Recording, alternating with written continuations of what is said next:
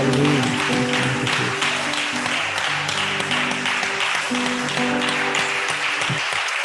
Gracias, Señor.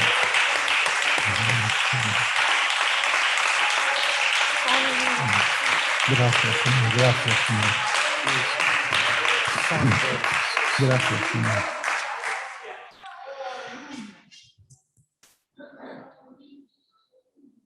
Aleluya.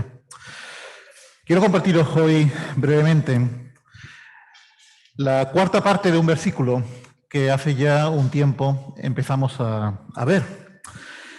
Al comienzo de este año, nuestro pastor nos compartió una visión de aquí a 5 años y nos marcó también una palabra. Y de aquella palabra tomé un versículo que es sobre el que hemos ido profundizando, o al menos cada vez que me ha tocado poder compartir con vosotros.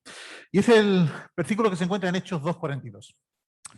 En Hechos 2:42, recuerdo el versículo, dice: y perseveraban en la doctrina de los apóstoles, en la comunión unos con otros, en el partimiento del pan y en las oraciones. Ya hemos visto el partimiento del pan, hemos visto la comunión unos con otros y hemos visto la doctrina de los apóstoles. Nos faltaría por ver un tema: perseverar en las oraciones. Y ese es el tema que hoy os quiero traer entre manos. Una idea básica: no está puesta y las oraciones al final porque está al final. ¿Me explico? En la Escritura el orden tiene un porqué. Y os pongo simplemente un ejemplo. El caso de Bernabé y Pablo. Bernabé tiene más importancia en la Escritura que Pablo, al principio. ¿Por qué? Porque era apóstol, porque él fue el que llevó a Pablo a conocer a los otros apóstoles, porque creyó en su conversión, etcétera, etcétera. Y siempre aparece Bernabé primero y después Pablo. Hasta que hay un momento en que Pablo ya por fin es levantado en la isla de Creta y entonces Pablo empieza a tomar preeminencia y desde ese momento aparece entonces el nombre de Pablo y Bernabé. El orden en la Escritura es importante y por algún motivo en este versículo aparece y las oraciones al final. Y eso quiero haceros ver y notar algo porque vamos a ir profundizando.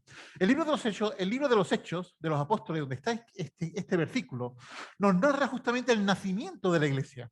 Nos narra cómo la iglesia nace en aquel día de Pentecostés, nos narra cómo la iglesia va desarrollándose, cómo va creciendo, cómo se va enfrentando a las cosas y logra no solamente madurez, sino que además se expansiona. Ese es el libro de los Hechos. Y en Hechos 2:42 nos habla de cómo la iglesia lo hace. Y si os dais cuenta, en nuestra vida es lo mismo. Lo primero que nos llega a nosotros, ¿qué es? Es la palabra, es cuando se nos predica. Es lo primero que nos hace que nos convenza a nosotros mismos de pecado, de justicia y de juicio.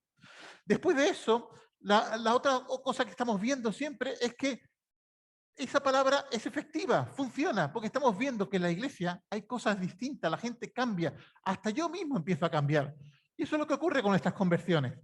Y eso lo que hace es que me anima a mí a pertenecer al cuerpo, pertenecer a la iglesia.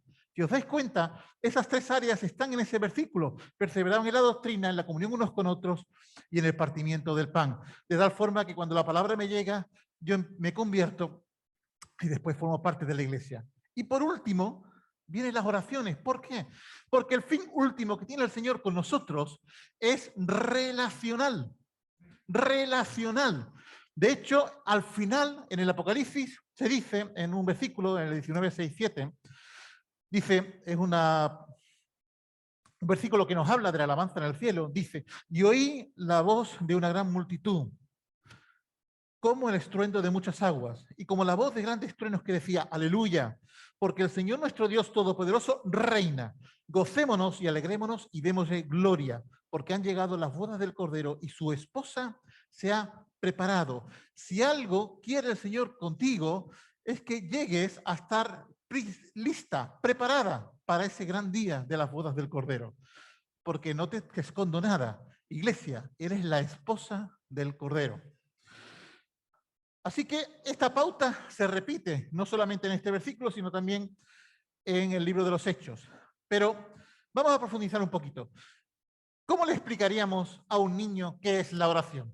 Los que estáis en la escuela dominical, ¿qué le diríais a un niño? ¿Qué es orar? Hablar con Dios. Orar es hablar con Dios. Muchas veces revestimos la oración de "oh, oh, oh", y un boato. Orar es hablar con Dios. Y hablar con Dios es porque es un tema relacional. Yo hablo, me escucha. Él habla y yo soy el que escucho. Si os dais cuenta, y volviendo a este versículo, hay tres pautas en esta relación. Uno, la teoría hay que llevarla a la práctica. Perseveraban en la doctrina de los apóstoles. La teoría hay que llevarla en la praxis, en la práctica, en el día a día.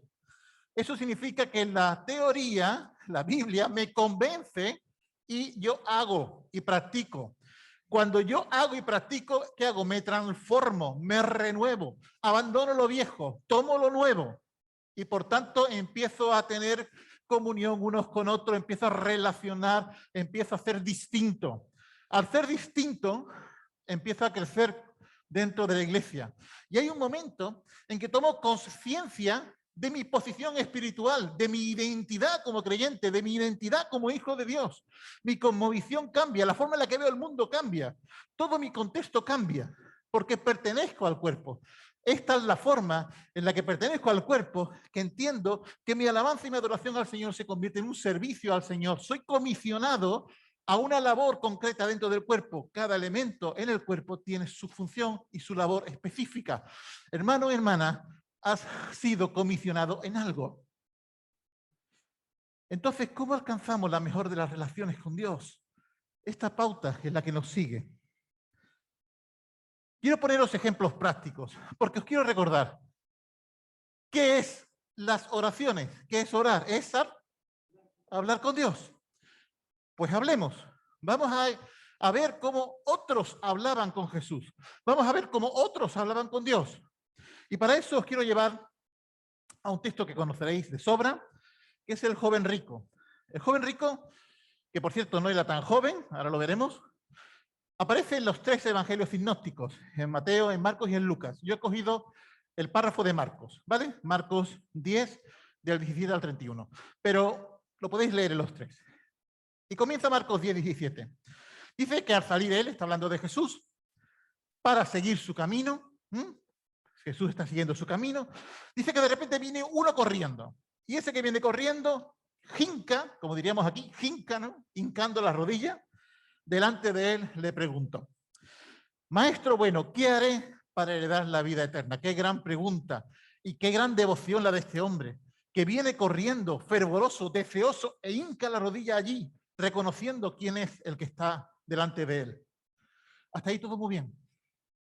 Jesús le dijo: ¿por qué me llamas bueno? Ninguno hay bueno sino solo uno, Dios, y esto merece una predicación aparte. Y continúa Jesús diciendo: los mandamientos sabes. Y ahora empieza a enumerar mandamientos. No adulteres, no mates, no hurtes, no digas falso testimonio, no defraudes, honra a tu padre y a tu madre. Y entonces este hombre dice que le respondió: Maestro, todo esto lo he guardado desde mi juventud. ¿Veis que no era tan joven, no? Desde mi juventud. Así que este hombre parece que sí se había comportado, o al menos decía él, con todo eso.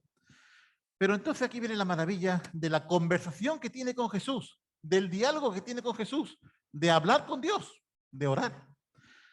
Dice: Jesús mirándole, le amó. Jesús mirándole, le amó. ¿Cuántas veces Dios nos ha amado? ¿Cuántas veces nos ha mirado y nos ha amado? Y Jesús le dice: una cosa te falta. A lo mejor tú crees que tú estás haciendo todo bien, pero una cosa te falta. Y te aseguro que quien sabe lo que te falta es Jesús. Seguro. Por muy bien que tú creas que estás haciendo las cosas o que yo las estoy haciendo muy bien, una cosa te falta.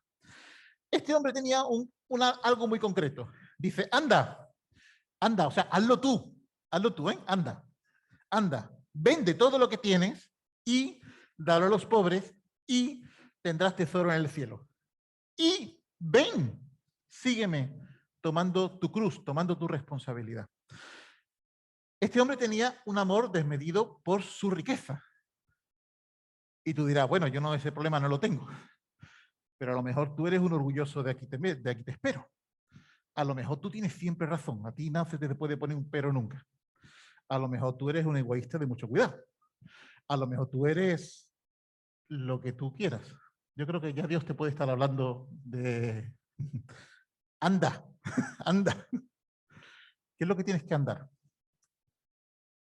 El tema es que, ¿qué es orar? Es hablar con Dios. Tú hablas, Él habla. Él te escucha, pero tú también escuchas.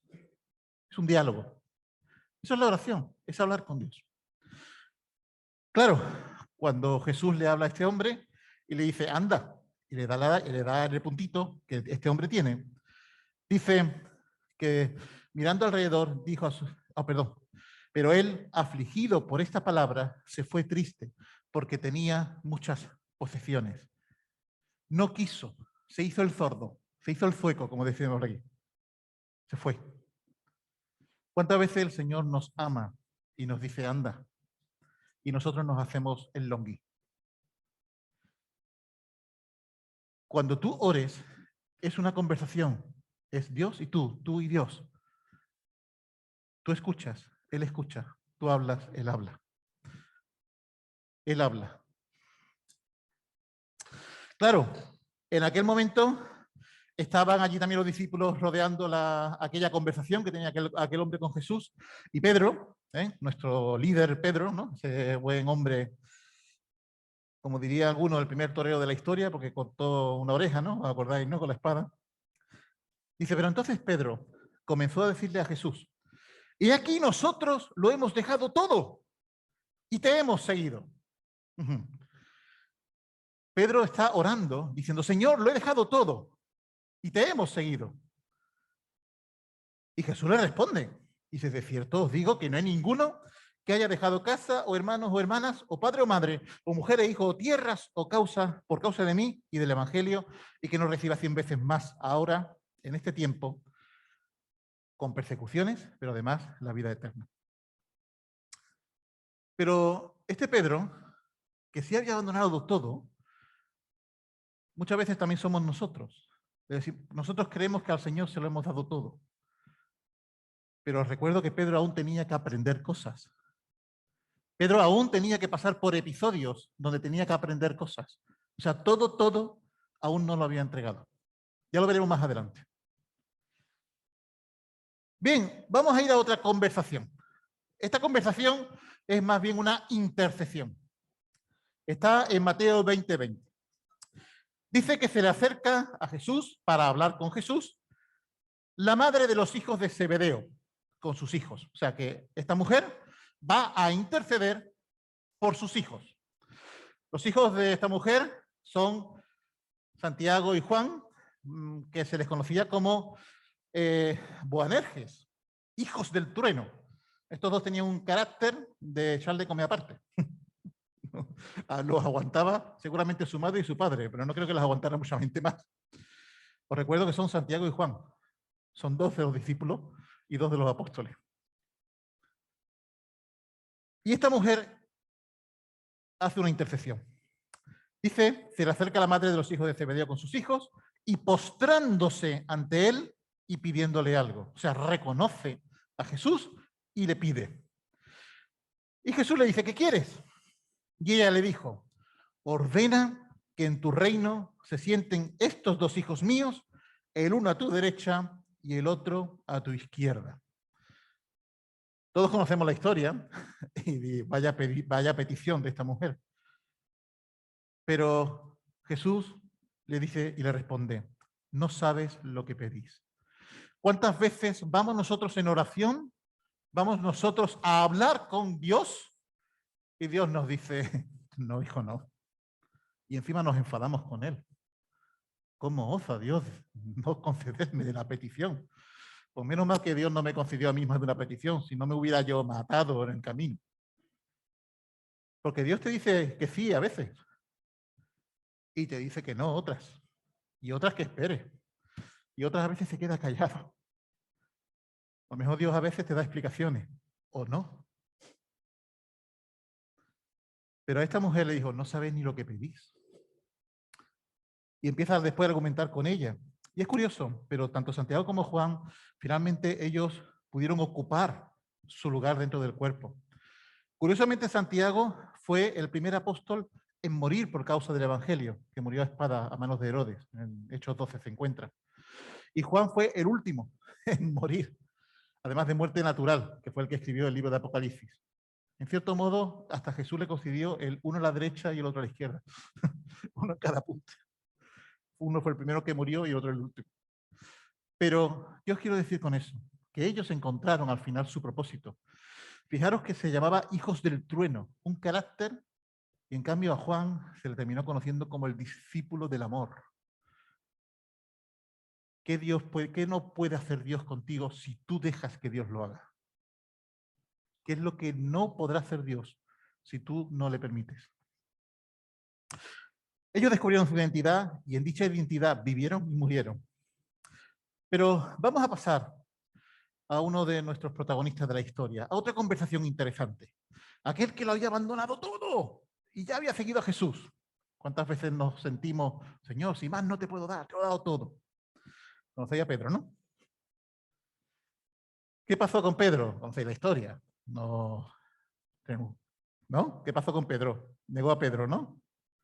A Jesús, ¿no? Vale. 3 veces. Conocéis la historia. No hace falta que ahonden en ella. Juan 21, 15. Otra conversación, otro diálogo, otra oración, otro hablar con Dios. Ya Jesús ha resucitado y está allí al lado del mar. Y dice en Juan 21:15, que cuando hubieron comido, Jesús dijo a Simón Pedro, Simón, hijo de Jonás, ¿me amas más que estos? Y le respondió Pedro, sí, Señor, tú sabes que te amo. Y entonces Jesús lo comisiona, le da un trabajo, le da un encargo, dice, apacienta mis corderos. Volvió a decirle la segunda vez, Simón, hijo de Jonás, ¿me amas? Y Pedro le respondió, sí, Señor, tú sabes que te amo. Y Jesús le respondió por segunda vez también. Le dijo, pastorea mis ovejas. Y le dijo la tercera vez, hijo de Jonás, ¿me amas? Y Pedro se entristeció de que le dijese la tercera vez. ¿Tú te crees que Jesús no es también astuto contigo y sabe hablarte y cómo hablarte? De hecho, yo no sabré hablarte, pero el Espíritu Santo te aseguro que sabe hablarte. Y sabe cómo decirte las cosas. Porque a Pedro, la primera y la segunda pregunta, pero la tercera le recordó algo. Ya sabéis todo que le recordó, ¿no? Y le preguntó 3 veces y él le había negado 3 veces.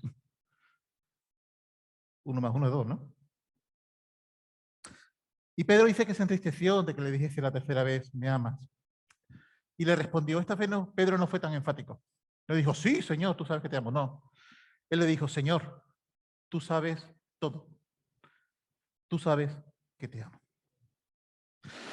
Y entonces Jesús le dijo lo mismo. Apacienta mis ovejas. Realmente Jesús quería que Pedro apacentara las ovejas. Pero las ovejas que tenía que apacentar Pedro no podían ser antes de que él atravesara y aprendiera una serie de lecciones. El Pedro que cortó la oreja a ese romano, a ese hombre que iba a apresarlo, no podía ser el Pedro que apacentara las ovejas, porque sería el mismo Pedro que seguramente a más de una oveja le hubiera cortado una pata. Pedro tenía que ser tratado, tendría que ser moldeado, tenía que llegar a este momento para que Pedro, en este caso, estuviera preparado para apacentar las ovejas. Igual pasa contigo y conmigo. ¿Cómo son tus conversaciones con el Señor? Porque he puesto varios ejemplos de conversaciones.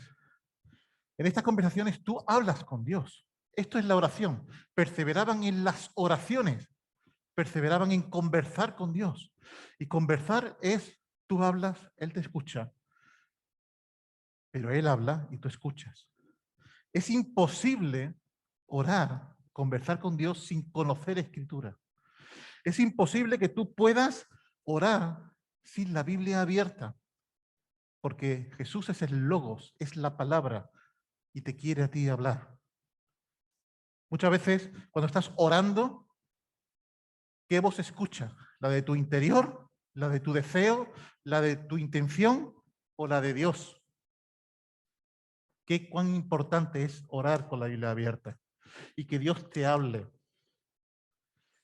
Y cuando Dios te habla tienes opciones, como la de aquel rico, que no era tan joven, de decir, bueno, o como la de Pedro, Señor, tú lo sabes ya todo, ¿qué quieres que te cuente? Tú sabes que te amo y aquí estoy. A eso te quiero animar hoy. A eso te quiero animar. A que perseveres en las oraciones, perseveres en tus conversaciones con el Señor. Y mira, y es posible que a lo mejor tú digas, pero yo no sé tanta Biblia, yo no sé si el Señor me habla. Mira, el Señor ha preparado a hombres y a mujeres, a unos apóstoles, a otros profetas, a otros evangelistas, pastores, maestros. Tienes gente madura a tu alrededor que te puede, madura, ojo, que te puede ayudar a comprender cosas que a lo mejor no comprendes. Y esta gente a la que el Señor ha preparado para ayudarte, dice en Efesios, que están en ese lugar a fin de perfeccionar a los santos para la obra del ministerio, para la edificación del cuerpo de Cristo, hasta que todos lleguemos a la unidad de la fe, del conocimiento del Hijo de Dios, a un varón perfecto. Pedro pensaba que había llegado ya porque había abandonado todo, quedaba camino por recorrer. A la medida de la estatura de la plenitud de Cristo, para que no seamos niños fluctuantes, cuán importante es la palabra, llevados por doquier viento de doctrina. Continúa en el 15 diciendo, siguiendo la verdad en amor, crezcamos en todo, cambiemos, transformémonos en aquel que es la cabeza, es Cristo. Y finalmente el argumento en Pablo sigue siendo el mismo. Palabra, transformación y cuerpo. 4:16, de quien todo el cuerpo, bien concertado y unido entre sí, por todas las coyunturas que se ayudan mutuamente, según la actividad propia de cada miembro, recibe su crecimiento para ir edificándose en amor. Hermanos, hemos de perseverar en la palabra, hemos de perseverar en la doctrina de los apóstoles, como decía aquel verso.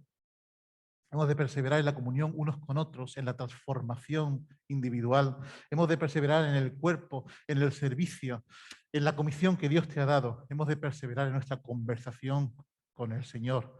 Y ahí, en ese tuya mía, ir creciendo relacionalmente. Con esto quiero terminar con un par de versículos simplemente. Uno de Pablo, en este mismo libro de los Efesios. Después de hablar acerca de la hermanura de Dios, él termina diciendo, orando en todo tiempo, con toda oración y súplica en el Espíritu, y velando en ello con toda perseverancia y súplica por todos los santos. Si yo me comparo con un fariseo, yo oro y ayuno menos que un fariseo. Y Jesús llamó a un fariseo sepulcro blanqueado. Así que no está en el tiempo ni en la cantidad de veces que ayunas. Estás en cómo es de sincero tu corazón cuando hablas con Jesús, como aquel Pedro, o no tan sincero como aquel rico. Yo recuerdo que la riqueza de aquel estaba en el bolsillo, pero muchas veces hay muchos que no tienen ni un duro en el bolsillo y son muy ricos en soberbia y muy ricos en otras cosas. Así que solamente los pobres en espíritu son los que van a heredar ese reino de los cielos. Y te invito a que mantengas esas conversaciones con Dios, que mantengas ese diálogo con el Señor, que perseveres en las oraciones, que perseveres en la relación, porque estás llamado a tener una relación no ahora, para siempre, para toda la eternidad. Amén. Vamos a orar, si os parece. Señor, te necesitamos, Señor. Como decía Pedro, Señor, sinceramente, Señor, tú lo sabes todo y esto es cierto. Y aquí somos muchos, Señor, de diferentes estatura, color, pelaje. Unos somos más ricos, más pobres, otros más ágiles, más torpes, otros. Pero a todos y cada uno de nosotros, Señor, nos conoces en detalle, Señor. Tú sabes a cada uno de nosotros cómo hablarnos. Y podemos acercarnos a ti en esa libertad, Señor. Y queremos en esta hora, Señor, acercarnos a ti. Que tú nos hables, Señor. Queremos escucharte, queremos que nos digas, queremos obedecerte, Señor, queremos tener esa relación contigo, que es una auténtica vida plena, abundante, que podamos disfrutar, Señor. Señor, queremos cumplir el propósito que tú soñaste con nuestra vida, queremos estar en el cuerpo, en el lugar que tú nos has puesto, queremos poder disfrutar la vida que tú nos has regalado. Señor, queremos abandonar el pecado, queremos abandonar nuestro orgullo, nuestro egoísmo, nuestra soberbia, Señor, queremos abandonar todo aquello que es un estorbo en nuestra vida, Señor. Queremos, Señor, simplemente orar, Señor, contigo, relacionarnos contigo, Señor. Padre, Señor, en el nombre de Jesús, Señor. Amén.